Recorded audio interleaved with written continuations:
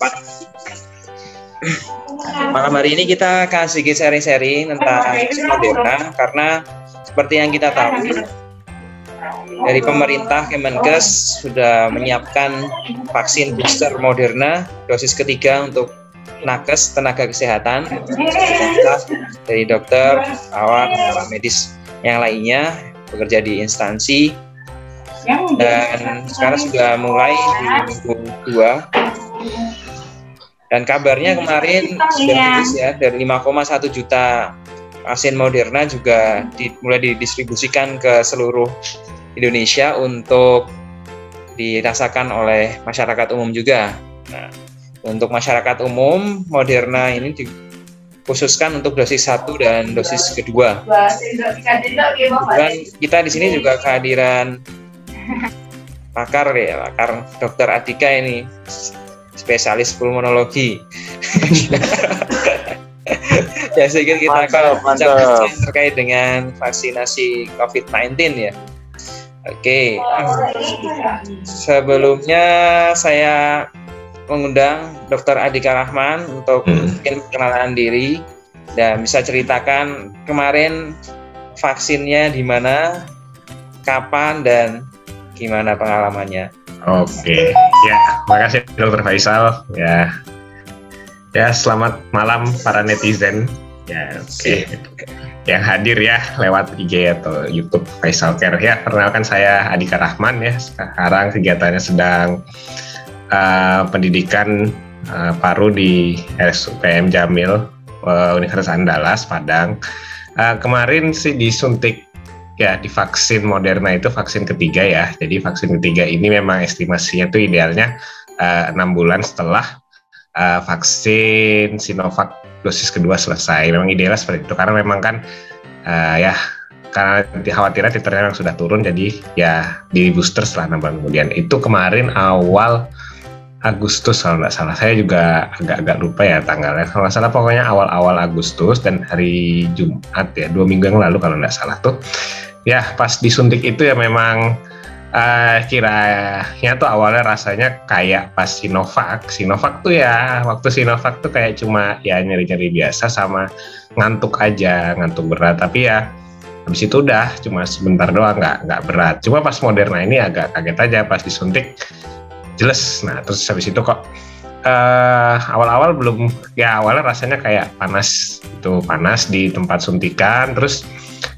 habis itu pas ya kira-kira mulai 2 jam lah mulai kerasa tuh pegel pelan-pelan kok, sampai habis itu lanjut poli kan, siangnya tuh lanjut lagi poli, terus kok kayaknya makin sakit. Terus pas makin sorenya kok makin berat sakitnya. Terus dan juga pas malam itu juga malam tuh langsung kayak meriang. Pas udah pulang tuh juga kayak meriang, udah minum air putih banyak. Ini belum minum obat ya, saya nggak nyoba minum obat, emang karena mungkin mikirnya masih kipi juga ya.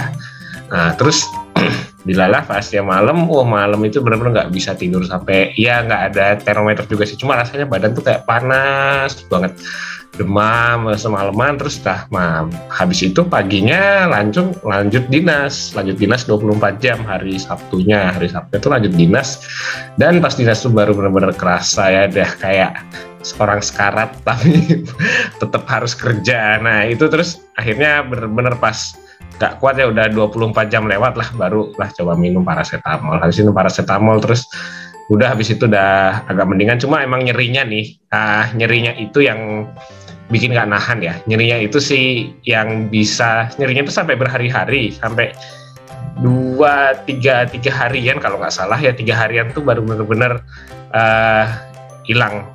Dan emang awal-awal tuh nyerinya kesentuh dikit aja sakit banget, bahkan pas mandi pun juga nggak enak rasanya ya, sentuh air aja tuh waduh kok ini banget rasanya ya, dan nggak kepikiran juga sampai kayak gitu ya. Ini aja sih, maksudnya berarti kan artinya ya kalau memang rasanya seperti itu ya ada hal yang harus kita syukuri ya, ada hal yang ada hal mahal yang kita bayar yang berupa kipinya itu. Tapi memang dari hasil titer antibodinya juga ya mungkin saya pernah lihat di Instagram siapa Dokter Pipin itu ya. Jadi memang titernya beliau cek itu sampai 40.000. Jadi memang mungkin ya titernya mungkin bisa meningkat drastis, dan itu ya 40.000 itu udah lumayan banget dari target 400 ya, dan itu meningkat sampai berapa ratus kalinya kan. Nah jadi ya alhamdulillah lah buat teman-teman yang udah dapat vaksin Moderna ya, semoga ya kedepannya bisa saling merata ya. Dan memang cara kerjanya ini kan vaksin model pertama ya, modelnya mikroRNA, yang cara kerjanya kita masuk ke ya bagian RNA-nya itu ya, jadi memang langsung modifikasi genetik, jadi mungkin bisa lebih spesifik. Dan awalnya memang ini sempat diragukan, cuma ya alhamdulillah ya dari ini. Jadi saya juga penasaran sih, pengen cek titer antibody ya, jadi cuma nggak tahu berapa nanti. Oke ya, mungkin itu aja Dokter Faisal nanti. Oke, terima kasih Dokter mungkin ada tambahan ya. Oke, luar biasa ya, ternyata emang ya yang seperti yang dikatakan teman-teman juga seperti itu ya. Kalau komennya Dr. Adika di Instagram Ane itu seperti melayang, gimana kayak Superman ya. Oke, berikutnya kita tanya nih, gimana Dr. Wahid kemarin vaksin Moderna ya di UI ya. Dan Papa juga tadi di UI. Iya. Assalamualaikum. Dr. Faisal, Dr. Adika. Ya, lama tak jumpa ya. Iya. Ya, tapi aku kemarin jumpa sama Faisal sih. Di sini. Nanti kita coba lagi di UI. Iya, boleh. Iya, kemarin itu di vaksin booster ya, Moderna. Itu tanggal 9. Kalau nggak salah minggu lalu, 1 minggu yang lalu, hari Sabtu itu. Dapatnya vaksin di salah satu rumah sakit swasta yang kebetulan juga saya kerja di sana. Waktu itu vaksin setelah jaga malam, jadi paginya langsung divaksin. Karena tahu kemungkinan nanti ada keluhan pegel sama pokoknya ada keluhan pipinya. Nah itu malamnya enggak sih, sebelum vaksin, beberapa jam sebelum vaksin itu tak minumin paracetamol. Jadi sebelum divaksin tak minumin paracetamol. Terus jadi setelah divaksin itu, setelah dimasukkan vaksin ya kayak yang tak share di Instagram itu, di Instagram story. Jadi 5 menit pertama itu memang kerasa pegel banget, bener-bener pegel. Terus nyeri juga sama kerasa agak gatel. Itu cuma 5 menit pertama. Terus kan setelah itu diobservasi itu, keluar di area observasi itu sekitar 15 menit gejalanya itu udah hilang. Tapi cuma ya masih agak pegel-pegel sih, gitu. Terus sampai malam itu masih agak aman, cuma pegelnya kok makin lama makin kerasa gitu. Terus sampai pagi harinya tangan itu udah kaku banget, tangan kiri yang di vaksin itu udah kaku banget, nggak bisa diangkat. Jadi untuk mandi, untuk ganti baju pun susah banget itu. Tapi belum badannya belum ngetok ya, jadi belum yang gergesi gitu. Nah itu cuma pegel. Nah terus seharian itu masih aman, kegiatan seperti biasa ya, cuma agak capek sih karena kegiatannya full dari pagi sampai sore. Malamnya itu jaga malam, kebetulan di RS UII mau jaga malam itu pada drop banget, bener-bener drop. Yang diminumin paracetamol sorenya nggak mempan sama sekali. Nah terus sebelum berangkat jaga itu kebetulan juga nggak ada yang bisa gantiin jaga, jadi ya udah terpaksa tetap jaga toh. Nah ya udah, terus tak minumin paracetamol forte. Alhamdulillah masih aman, jadi berangkat gitu aman. Terus karena saking pegel-pegelnya badan, sampai rumah sakit di kamar jaga langsung tidur. langsung tepar, saking enaknya tuh langsung tepar. Tapi ya karena jaga malam ya, terus ditelepon sama Bang Sal di PK, ya gimana lagi, ada ibu lahiran, jadi ya tetap harus bangun nanganin pasien sampai pagi dan sampai nggak tidur malahan. Nah, malah malam itu badannya gregesi, nggak bisa tidur, malah paginya bangun-bangun itu malah jadi seger. Jadi kayak udah lupa sama rasa pegel-pegelnya di badan, jadi malah berkegiatan tuh jadi lupa. Terus paginya udah enak, seger, nggak tak minum obat sama sekali. Jadi ya udah setelah lepas 48 jam gejala pegel-pegelnya terus berkesinya itu udah hilang, bener-bener hilang total gitu. Udah enak seger kayak biasa. Itu. Oke. Luar biasa ya perjuangan para nakes ini. Semangat ya, di vaksin ya. Dan habis vaksin pun tetap lanjut kerja ya. Iya, harus. Ya, gimana lagi? Rata-rata memang ini ya. Gimana lagi, memang pekerjaan kita membantu masyarakat, dan ketika malam harusnya istirahat, kita jaga malam pun ya harus dijalani. Jaga malam, mungkin nggak tidur, terus paginya lanjut vaksin, ya sudah, nggak apa-apa.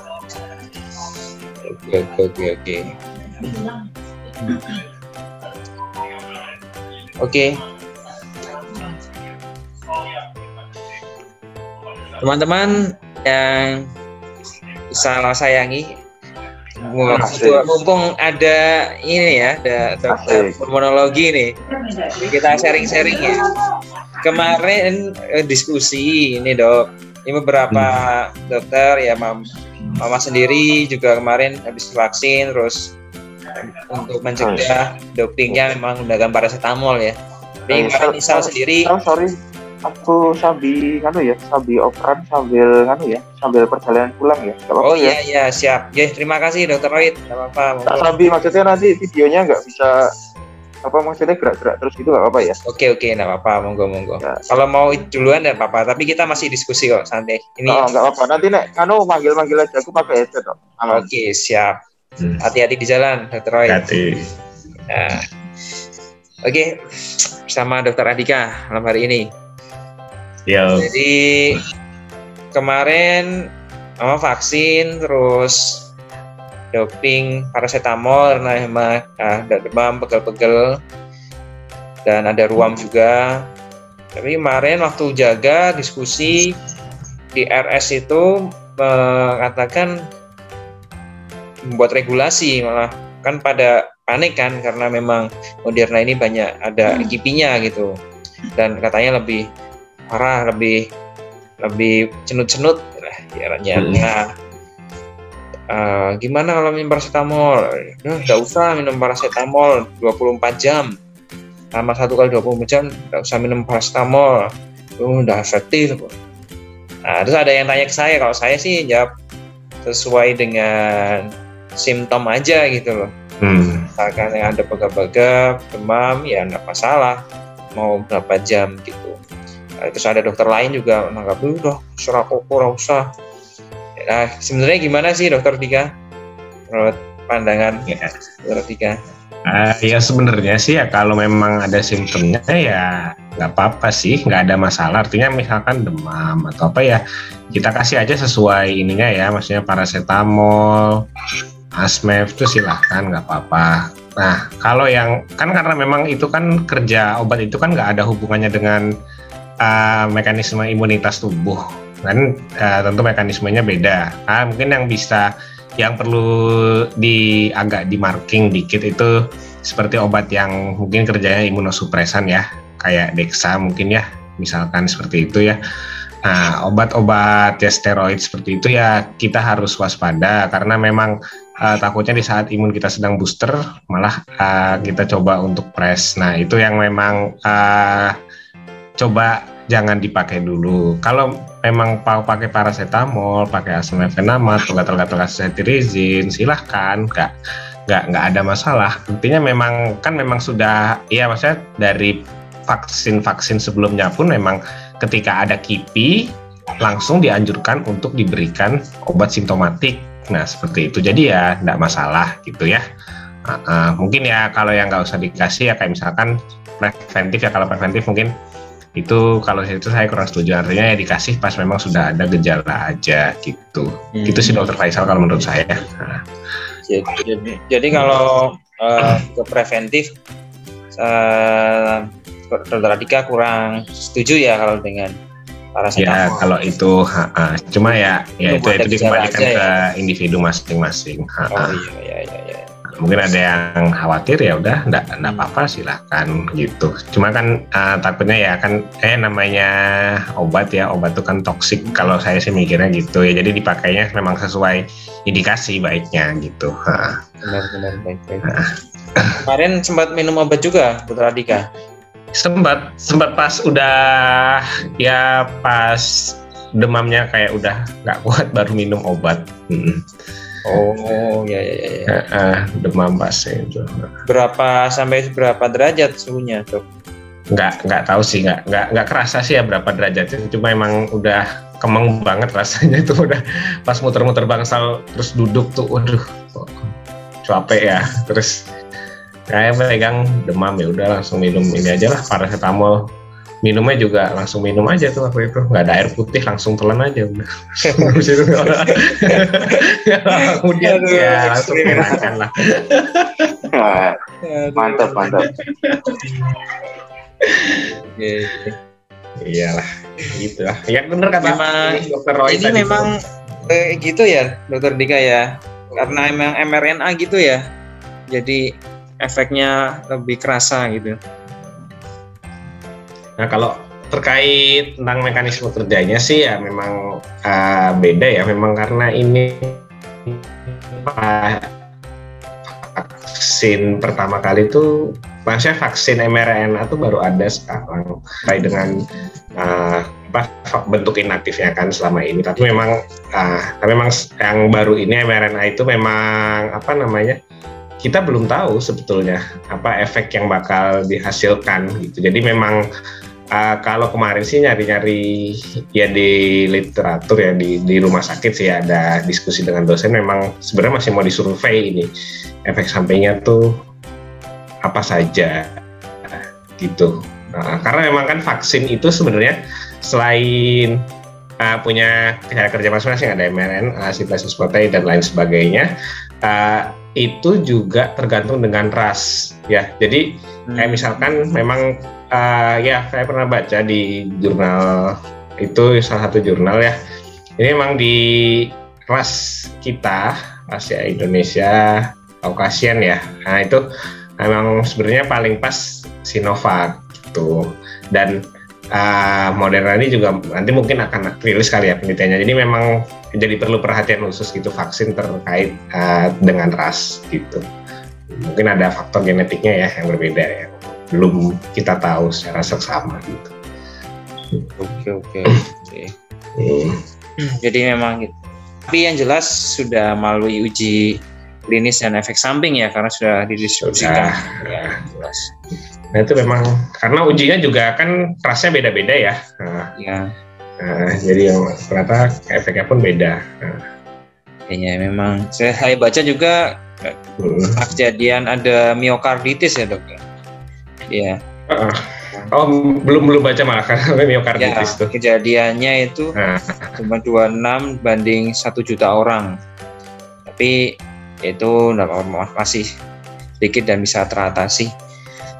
Baca sekilas tapi alhamdulillah yang jelas sudah melakukan penelitian dengan tujuan untuk meningkatkan lagi imun booster ya, karena kemarin dasarnya adalah dari Kemenkes, karena sudah mulai masuk varian baru virus COVID di Indonesia gitu ya dokter ya.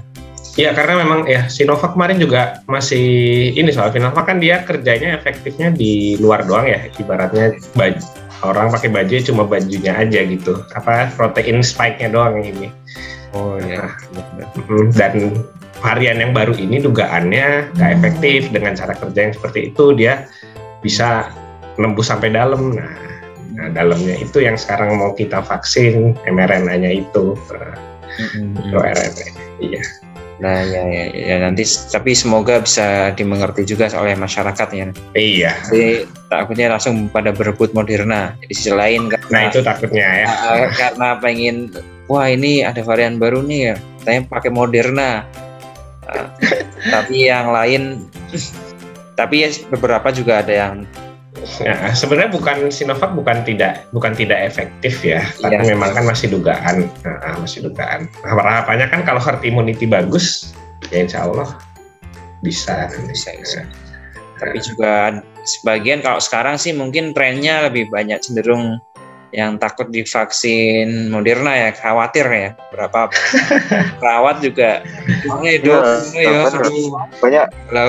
yang pada takut divaksin Moderna. Ini aja tadi pagi itu di RSUI itu pada kan dapat jatahnya mulai baru hari ini sama kemarin. Nah itu tuh udah pada takut semua. Kemarin saya pada lihat review aku story itu udah pada takut malahan. Oke. Mungkin untuk diskusi malam hari ini kita cukupkan terlebih dahulu ya, terkait dengan beberapa sejawat kita. Mungkin ada yang pulang jaga dan baru turun jaga semalam jaga malam. Tapi tidak apa-apa. Terima kasih sekali atas hadirnya Dr. Roy dan Dr. Andika. Dan kita bisa simpulkan bahwasanya memang vaksin Moderna merupakan vaksin yang berasal dari mRNA virus, ya dari inti sel dari virus itu sendiri, dan memang lebih menimbulkan KIPI. Tapi untuk masyarakat jangan khawatir karena masih bisa ditolerir ya, tidak sampai menjadikan kematian, kejang-kejang dan penyakit-penyakit yang lebih parah. Semuanya sudah disiapkan, protokolnya sudah ada. Untuk pengobatannya sudah ada. Lebih baik kita mencegah daripada mengobati. Lebih baik kita yang sehari 2 hari daripada kita kena COVID, sesek-sesek, nafas, dan akhirnya meninggal dunia. Gitu ya Dokter Dika ya? Ya. Iya sama ini juga ya mungkin pentingnya screening ya. Screening itu sebenarnya mungkin kalau ya selain tenaga kesehatan yang memang harus kita bisa men-screening dengan baik, dan juga sebaiknya juga masyarakat yang di screening itu cenderung untuk menjawab secara jujur. Itu penting soalnya. Iya betul. Betul ya Dr. Roy ya, kita rasakan betul, ya. Kadang kalau di screening tuh kadang orang yang kita screening tuh menjawabnya kelihatan kalau nggak jujur dulu. Nah itu makanya paling kita screening kan coba bisa dari tensi lah yang objektif ya. Iya. SPO2. SPO2 juga nggak. Iya. Oke. Mungkin ada closing statement, Dr. Dika? Closing, Dr. Roy dulu mungkin. Monggo Dr. Roy. Closing statementnya ya mungkin untuk masyarakat atau mungkin untuk teman-teman nakes, kalau sudah mendapatkan kesempatan untuk divaksin ya jangan menunda kesempatan itu, karena kesempatan itu kadang tidak datang 2 kali. Jadi kalau misalnya memang sudah ada kesempatan untuk divaksin, ya segeralah untuk divaksin. Jadi lebih baik ya tadi seperti yang dibilang Dr. Dika tadi, lebih baik preventif daripada mengobati. Oke. Siap. Dr. Dika? Ya, kalau dari saya ya nambahin dari Dr. Roy ya, kalau tadi ya selain ada kesempatan jangan lupa untuk vaksin, dan setelah vaksin tetap harus wajib menjaga protokol kesehatan ya. Jadi kayak itu yang memang masih lalai. Jadi memang vaksin dan protokol kesehatan itu 2 hal yang tidak bisa dipisahkan dan harus selalu bersatu sampai pandemi ini selesai ya. Mungkin begitu Dr. Faisal. Oke, terima kasih para teman sejawatku yang super sekali. Semoga kita semua sehat selalu dan terhindar dari COVID-19. Begitu juga corona. Ya, kita tetap selalu jaga protokol kesehatan. Jangan lupa dan tetap semangat untuk vaksin COVID-19. Oke, terima kasih. Dengan berakhirnya acara ini, kita juga tutup dengan bacaan hamdalah dan doa kafaratul majelis. Alhamdulillahirabbil alamin. Subhanakallahumma wa bihamdika asyhadu an la ilaha illa anta astaghfiruka wa atubu ilaik. Selamat malam. Wassalamualaikum warahmatullahi wabarakatuh. Waalaikumsalam warahmatullahi wabarakatuh. Oke, keep sharing and inspiring. Semangat guys. Dadah. Selamat jumpa kembali.